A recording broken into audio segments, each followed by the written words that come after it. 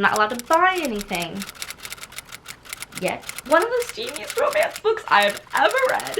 Y'all, I've had the worst reading year by far since I've started my booktube channel.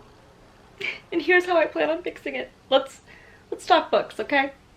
So here is kind of my rendition of the mid-year freakout tag. Book freakout tag. Mid-book freakout. The tag. I basically wanted to come here and rave about the books that I've read and talk to you about all the books that I really want to read before the end of the year and how I plan on trying to get back on track on my reading goals, because your girl is behind. This year I have read 29 books, which you might be like, well girl, you're on track for your goal, right? Wrong. That is because my goal personally was to read 1 book a week, and I have not done that. And stats, here's some fun stats for you. Out of those 52 books, I did want those to be purely novels, fictional novels, not mangas. I normally am able to read 100 books a year because I read a lot of manga throughout the year. And my fun statistics for which genres I've been reading. Mangas is so big, oh my god. Okay, I will list the statistics right here. So YA fantasy is coming in at 17%. Ooh. Adult romance, surprisingly, at 20%. I guess I'm in my romance era, you know what I mean. Mangas, 51%. Yes, my manga reading is off the charts, which is never a bad thing. I love mangas, but I definitely need to read more adult fiction, regular general fiction, because I want to read the books that I own. And then I randomly have adult fiction and what's the other one? Oh, comics? No, poetry. And the last one being poetry. Those both ring in at 1.5%. Ain't that silly? Those are my statistics for this year, and let's get into my favorite book of this year and my most disappointing book of this year. Which one should we start with? Let's start on a positive note. Okay, my top book for this year. Oh wait, this one or oh, I can't pick. Okay, I think I'm gonna cheat and just say Kristina Forrest because I loved The Neighbor Favor by Kristina Forrest. Her first adult romance, which was so cute and endearing, and I just rooted for them. It was great. But then Xylan Kai, I think, takes the cake for storytelling. So Xylan and Kai, we follow these 2 teenagers who work a summer job. At the beginning of the book, we actually start present day. They're on a field trip and the 2 of them have gone missing, which is really odd because they broke up. So the teachers are like freaking out. But then we follow their journey as they date, and we go back and forth kind of piecing together this puzzle of why they've disappeared together, what's going on, while also seeing how they kind of fall in love and they start their friendship and then romantic interest. We have a character who goes to therapy, another character who is disassociated from romance because of their toxic parental relationship. Very interesting. A lot of deep dive into mental health, romance, healthy conversations. So I do really think Xylan Kai is probably going to be a favorite of the year, but then I also really enjoyed The Neighbor Favor, to be honest. It was so good. I will say the first 60 pages is an email correspondence. So The Neighbor Favor is following 2 bookish people, one who is a published author whose book isn't too popular, so now he's a travel writer, but then randomly his book's getting picked up to be re-released and it's going to be a best time seller. And then there's this girl who emails her favorite author anonymously, not knowing who he is, saying I'm a bit of a loser and I need help. So she wants to be a children's publisher, and she's currently working in adult fiction under a boss who really sucks. And they start corresponding through emails, but he kind of lies about who he is and just ghosts her. And then randomly, as his book is being republished, he ends up being her neighbor. But they don't really know that at the beginning. So this book, it's 400 pages, so you have to be a little bit patient with the stories. I really feel you should just go into this book without knowing too much about it, because I feel the synopsis gives away a lot of the fun, because it's just such a fun and fast-paced read. That is why Kristina Forrest is my favorite author. She's just so much fun. So let's talk about the book that disappointed me. This book disappointed me so much. I thought it would be a new favorite, but it's not. And that's Honey Girl. I actually did DNF this book. I got 300 pages in, and I just think if you like really fluffy books that are kind of existential, I feel people who like Sally Rooney would probably like this. It's not super similar to Sally Rooney. I've only read what was that book called? Normal People, which just was very sad and depressing. I wouldn't say that this is necessarily super sad and depressing. We do have a romance in here, a queer romance, which is why I was so excited for it. We have our main protagonist who is kind of very hard on themselves. They have been chasing after their doctorate and they're about to graduate and they don't know what to do with their life.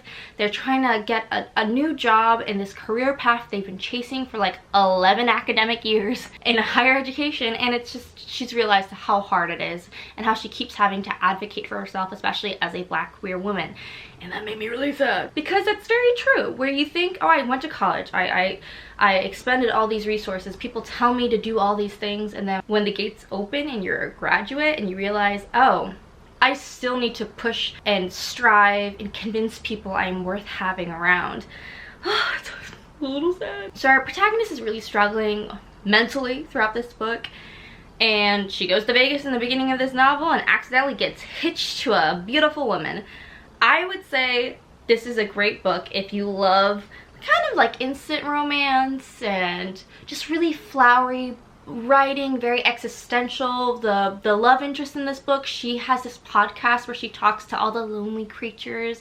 So it's enticing, but for me it wasn't enjoyable. It wasn't a fast page turner because our protagonist is dealing with a lot of sad stuff, and the romantic interest, I just didn't really believe that they were in love. I just think they're two similar people who just happen to have gotten hitched and kind of like each other. So I just didn't enjoy. I thought the premise would be fun, the whole accidental getting hitched and having to deal with each other, but they're just so mushy with each other. I hate the mush. I don't know, it's sweet. I could totally see why people love this, and she is gaining confidence and agency throughout the novel, so can totally understand why people loved it. I DNF'd it. I didn't care for the flowery, mushy existentialism on it.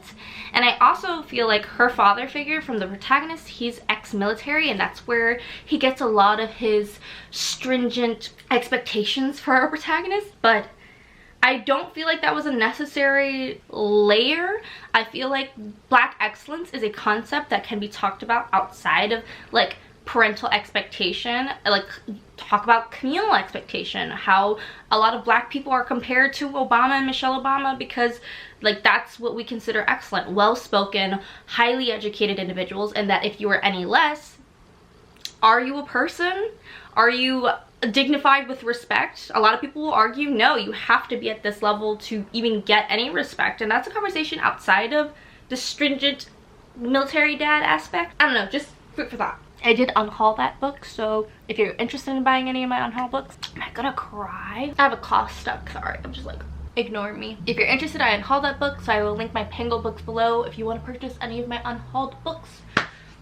Woo! Let's talk about an underrated fave. I told you I've been getting into adult romance a lot more, and this is a book my mom got me on a whim, and I'm shocked. It's one of the steamiest romance books I've ever read.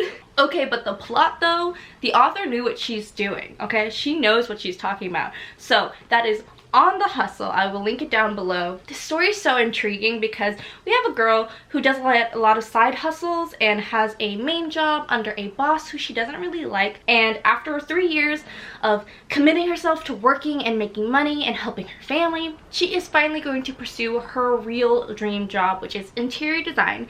And for her, a little twist in her interior design is that it is bookish themed, so she'll do a room based off of Narnia and things like that. She's blown up on social media, and she's like, okay, I'm finally going to just pursue this dream of mine, and she leaves her job. On the flip side, the guy's like, oh, you're leaving me? And he realizes I like kind of romantically like her, and he follows her as she moves out of state to pursue her job. Follows her out of state pursuing this lady because she's sexy and smart, so we gotta chase her down.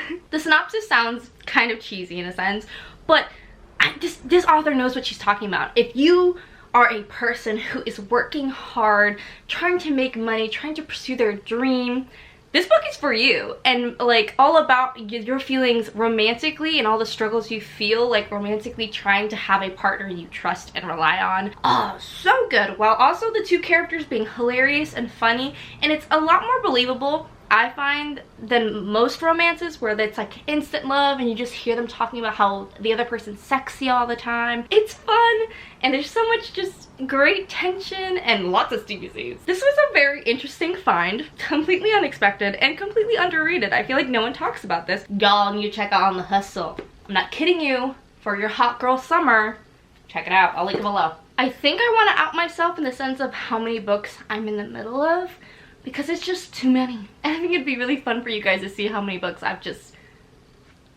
stopped reading because I am loca. Yeah. I think the most fun thing is that you could tell because I've just left the bookmark in them. So I have Spinning Silver by Naomi Novak. One of my favorite books of last year was Uprooted. I don't know why, I'm literally 39 pages in. Haven't finished her. Gosh darn it. I'm going to. I will. A Serpent's Curse, which is the third installment of one of my favorite YA series, The Last Magician. I'm 200 pages into this book. And, mind you, I have the fourth installment ready to go. Yet I have not finished the third. On my current reads pile, I have Persephone Station. I was going to do a video about this, but so far I'm actually not enjoying it as much. Sorry. Queer, space sci-fi.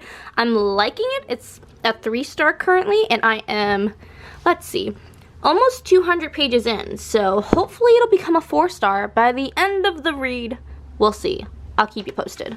I have A Day of Fallen Night by Samantha Shannon. I am going to make a whole video reading this book like I did for Priority Orange Tree. I have read the first 30 pages of this because I did start a reading vlog, but did I finish it?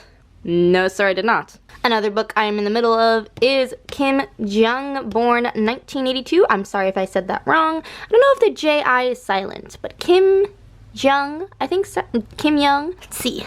I am 57 pages into this. I am loving this story. It does make me hate men just a little bit, but it also makes me really grateful to be born in America in the time that we are living in. So I really appreciate that it is making me practice a lot of gratitude, but I need to finish it. I have like 150 pages left. It's such a small book, and it's really honestly a great read. So why am I in the middle of so many books? Also 30 pages into Mamie, started a reading vlog, didn't finish it. I think this is the saddest, honestly. I think this is like a priority for this year, is Redempture by Jordan E. Fueco, which is the sequel to Raybearer, which is somewhere on my shelf. Ah, there you are. Raybearer, which I have an arc of both copies, and I am, let's see, how many pages am I into this? Ah, my bookmark. You can't see it, but it says 117 pages in. I'm so close to finishing it. I need to finish it. Also love that right next to it I have another book with a bookmark. The Chef's Kiss, a romance. 50 pages in. Haven't finished it. Why do I do this to myself? Lastly, I wanted to cover all the books that I do want to read. These are, a lot of them are going to be fantasy, so I really hope to get to them in the fall winter time. Let's talk about them. Y'all are gonna be literally screaming at me in the comments, why do I keep buying new releases and then just not reading them? Honey, I don't know, I need to stop purchasing so many books, especially when they're released. Oh my God. We have Crescent City 2. What's the actual title of this book? Let's check. Okay, House of Sky and Breath. God, I want it released. Haven't read it? No. I'm actually really excited for this book. Will Do Magic for Small Change. Seems really fun, but have I even opened it? No. Boo. We got Hellbent down here by Leigh Bardugo, the sequel to Ninth House, which I very much enjoyed. Also haven't read it, but really need to. Lol, by the time I read Demon Tide, which is the 4th installment in the Black Witch Chronicle, a favorite series of mine, I bet you the 5th book that is coming out December of this year will already be out. So, Demon Tide. I already mentioned Shattered City by Lisa Maxwell, but again, very important, must read. I just feel like fantasies take me 5 billion years to read. Oh, we also have this one, which I bought kind of on a whim because of Mika August, to be honest, because she said she was loving it, and I'm like, you know what, I trust this lady with my soul. So Fourth Wing. Gotta read it. She's a stunning book. But why did I purchase her? I don't know. Honestly, it's like every single book I want to read. I want to read them, but I'm also lazy. Send help. I have 97 unread books on my shelves. So if I, from now on, read a book a week, that would get me not that far. I mean 26 out of the 97, which is not good for me personally, because I'm one of those people, I like good numbers, like 100, you know, like a healthy number. 50, I want to cut my TBR in half. So yeah, my plan this rest of the year is to continue on my little train, my little trek to reach 52 books of like actual novels that I own, so I stop buying books. I'd love to cut my TBR in half. I don't know, if I actually manage to read 52 books, I guess yes, but I'm already like 29 books in, but I guess not a lot of those 29 count because half of them are mangas. So maybe if I try and still actually read, maybe this second half of the year, I will try and read 52 books. The only thing that's going to be keeping me accountable, honestly, is Patreon. If you don't know, I relaunched my Patreon. I'll link it down below. I have a free vlog available. I will link it down below. I'm starting writing vlogs on there because the reason why I kind of shortened my goal instead of trying to read 100 books to 52 is because I want to start writing more this year. I want to write screenplays and theatrical plays, and I want to draw more, and I want to launch a book cover art business, and I don't know, I feel like it's all possible. I just can't if I'm literally trying to read every second of every day, which is what I have been doing for probably the past 3 or so years. If I had a spare second, I'd be reading because it's fun and relaxing. But this year, I need to utilize my time just a pinch better because I want to be a full-time actor. I want to be an artist and have my own business so I can quit my part-time job. I want to, you know, create my own movies, which that's more of a lifelong goal, to have my own movies in like theaters and stuff, like ideas that I've had in my head. Would love to do that. Basically, reading a book once a week, and that'll help me with YouTube. The reason why I've fallen off my YouTube game is because I'm not reading enough. So gotta utilize my time, which if you're interested, I'm gonna have a whole Patreon video about like specific goals for Q3 and how I plan on scheduling all this stuff. So one big goal for anybody who's chasing any lavish Q3 goals or what have you is to break down that goal and literally schedule it. That is how I end up getting anything done. I give myself 3 big tasks a day, and then of course there's like bonus tasks, like I did an email or I did a self-tape. I'm dedicating 1 day out of the week to go to the library and write for at least 3 hours, and I've done that 3 times so far, and I've written some screenplay stuff. Vlog down below. So I'm very proud of myself, but I gotta keep going on this train. Scheduling time to do art, and scheduling time to write, scheduling time to work out, scheduling time to rest. My weekly schedule is in flux because I'm a part-time worker, I'm an actor, a lot of things need to be flexible, so I need to always be flexible, but I can get up earlier, do just a little bit more with my day, and achieve my goals. And I'm sure you can too. Oh my god, can you guys tell how sweaty I am? It's so hot in LA. Why am I wearing jeans? That is it for today's video. Let me know what is your favorite book you've read so far this year, and I'll put it on my TBR because I love a never-ending TBR. I'm not gonna buy it yet. I'm not allowed to buy anything yet, but I will see you in next week's video. Bye-bye. Let's see if the next video will actually be the Fallen vlog, the Day of Fallen Night by Samantha Shannon. If everything goes according to plan, it is. Yell at me in the comments and maybe it'll actually happen.